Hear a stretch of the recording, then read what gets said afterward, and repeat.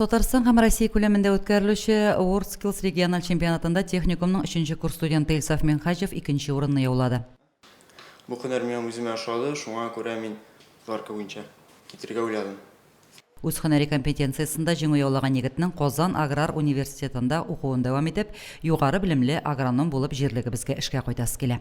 Узган уку елында Татарстанда узган WorldSkills Russia региональ чемпионатының яшь профессионаллар конкурсында мәтрә егете Ринас Гайзетдинов та катнашкан иде. Эретеп ябештыру номинациясында 2-нче урынны алган егет быел техникумны тәмамлый. Специальности по их предрасположенности, они получатся хорошими сварщиками. Ну, в этом году они еще планируют поступать в академию, сельхозакадемию. Yıldagıça endi bu konkurslarda, olimpiadalarda studentlarımız biktилеп катнаша һәм елда алай уңышлы урыннар яулыйлар. Бу инде безнең киләчәктә тагын бер баскычка күтәрү үзебезнең техникумны, Мөслимнең техникумын һәм районның копилкасына да зур ярдәм.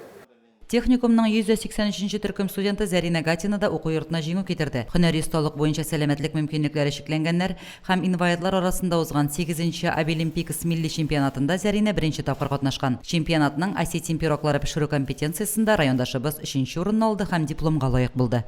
Лилия Шәймиева, Динар Менхаҗев, Мөслим телевидениесе.